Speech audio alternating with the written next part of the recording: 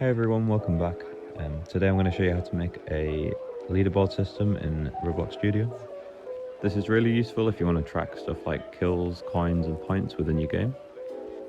Obviously this video is intended for newer developers.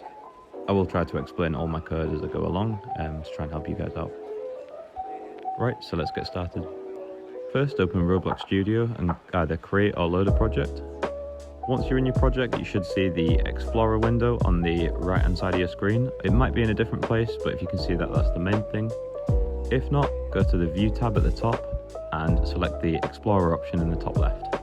Once you've done that, go to Server Script Service and create a new script.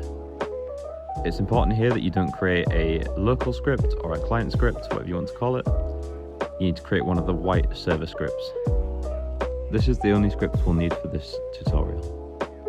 First thing to do is to rename the script to what you want to call it. I'm going to call it Leaderboard. I also add a comment at the top to say which script it is. You don't have to do this, but I find it's best practice to do so. The double dash indicates a comment, and a comment is just something within your code, like a message for yourself or other developers, which doesn't execute with the code. The first thing we need in this script is the player service. So I like to define this as a variable to keep the code cleaner.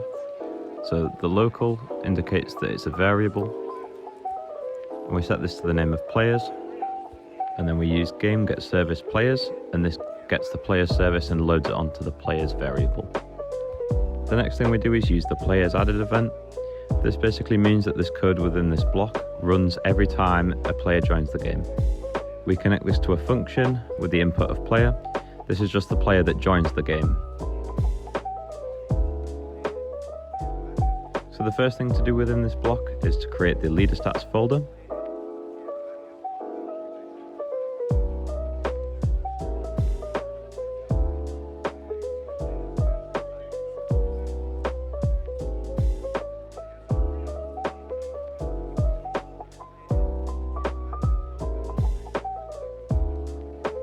The leaderstats folder will house all the stats that you want to show on the leaderboard.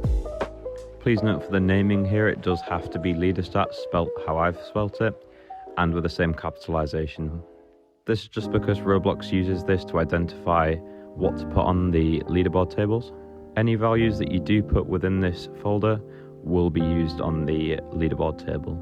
And then just below that, we set the parent to the player object. This means that the leaderstats folder is held within the player. So just testing this so far here, if you go into the game by pressing play, if you go to the Explorer and look under your player name, you should see a folder called leaderstats. If you do not have that folder there, it means that you've made a mistake somewhere along the line, so if you go back and just rewatch the steps previously and just double check you've done everything correctly. The next thing to do is to create the coins variable. So we do this by the local coins there. We give this a type of int value. This is because the coins are a number. We then set the name of the int value to coins and the value to 0, and then parent this value to the leaderstats folder.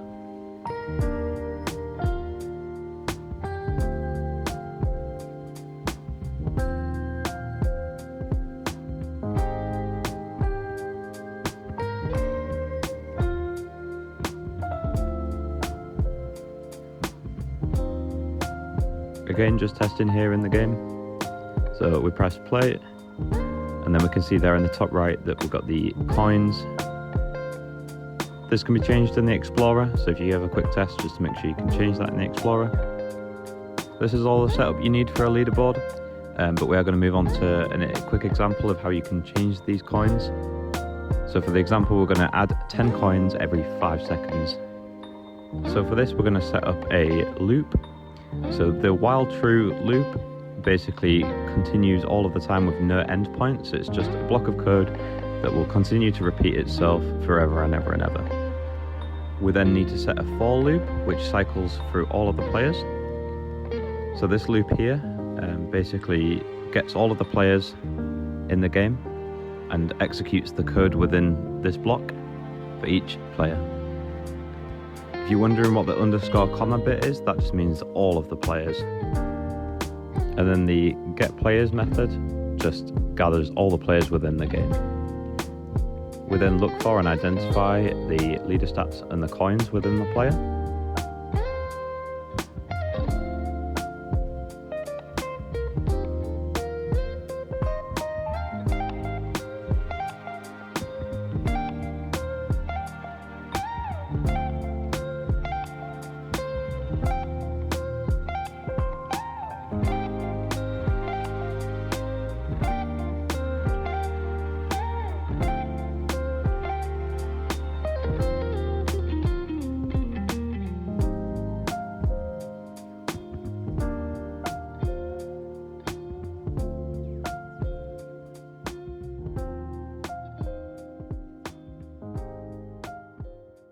And then once we have the coins value, we increase this by 10.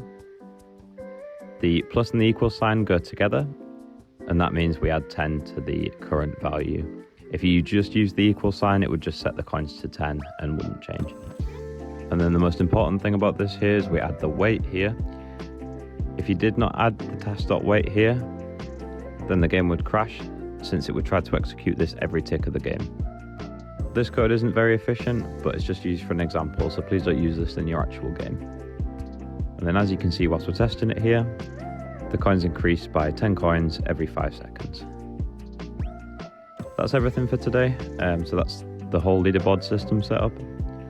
If you have enjoyed this tutorial and you find it useful, or if you've had any problems with it and have any questions, just let me know down in the comments below.